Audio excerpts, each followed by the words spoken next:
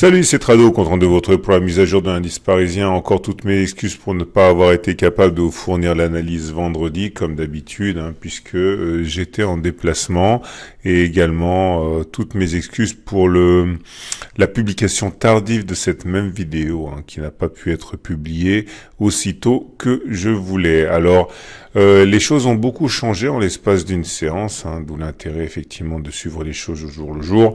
Et en tout cas, pour commencer, ce gap des 5651, 5657, dont j'espérais qu'il s'agissait d'un gap de continuation qui aurait emmené en théorie les cours vers des niveaux très intéressants, puisque l'objectif, je vous rappelle, si c'était agi d'un gap de continuation, c'était de prendre la distance parcourue avant le gap, de reporter cela par-delà le gap. C'était mon objectif en ayant entamé un swing haussier avec pour objectif donc les 5920.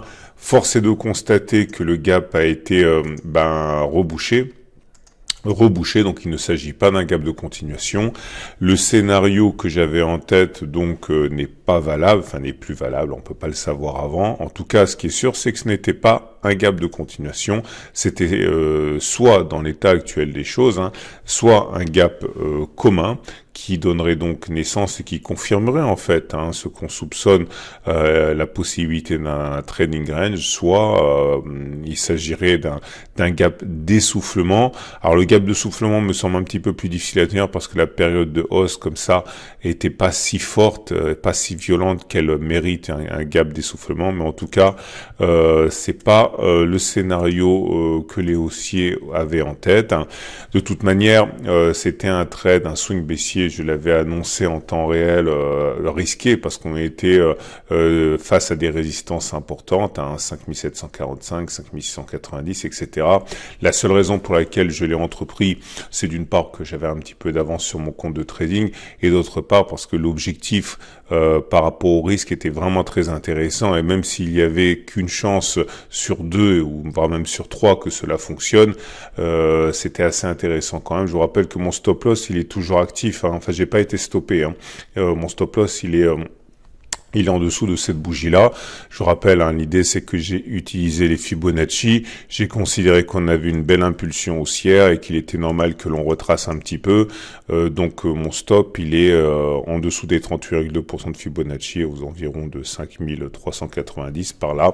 Bon, je n'exclus absolument pas la possibilité d'être sorti dès lundi sur ce trade, mais encore une fois, je ne regrette rien puisque je connaissais les risques et de toute manière, encore une fois, le stop est assez serré, c'est pas un trade qui est financièrement dangereux, on va dire.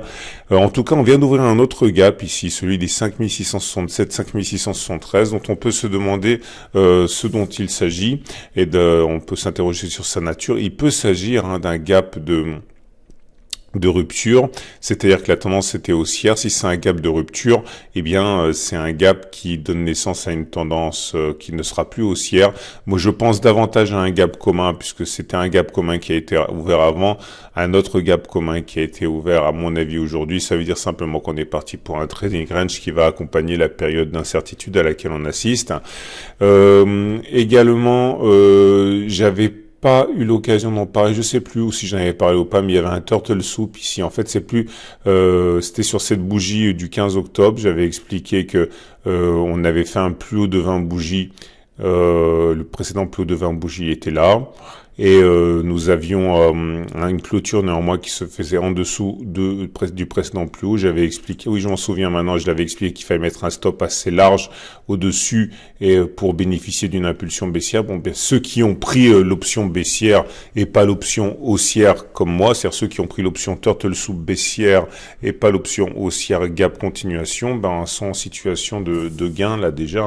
Donc bravo à ceux qui ont choisi cette option.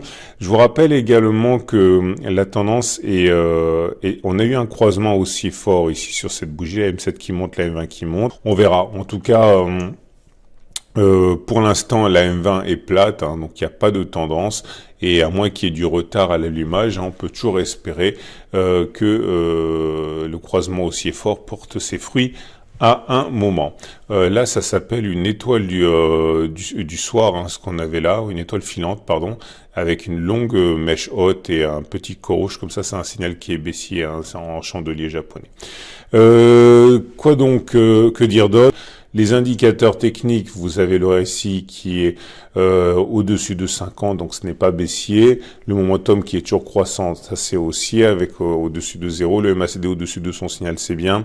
Par contre, je l'avais déjà expliqué sur la séance de mercredi, on avait un premier signal baissier qui avait été donné par le CCI qui est sorti de sa zone de survente. Vendredi, on a eu un nouveau signal baissier, celui du stochastique qui croît son signal. Donc on a déjà 2 indicateurs sur 3 qui sont baissiers au niveau des indicateurs techniques nerveux. Reste à savoir si ça va se diffuser ou pas aux autres indicateurs. On termine comme d'habitude avec l'Ishimoku et l'Ishimoku qui nous enseigne que la tendance elle est désespérément neutre. Vous voyez, la SSB et le nuage sont complètement en situation de dérive à plat comme ça. Il n'y a pas de tendance pour l'instant. C'est le scénario d'un grand trading range qui continue à tenir la corde. Hein. Ça fait maintenant depuis mai, voire avril-mai 2019, hein, que ce grand trading range comme ça est en action. Voilà. Je vous souhaite une excellente journée. Je vous invite à regarder à la fin de la vidéo par incrustation l'analyse de moyen de long terme et l'analyse de l'or, avec également dans l'analyse de l'or une offre spéciale qui pourrait vous intéresser si vous voulez vous lancer dans l'achat d'or et d'argent. C'est par incrustation à la fin de cette vidéo. À demain pour la mise à jour.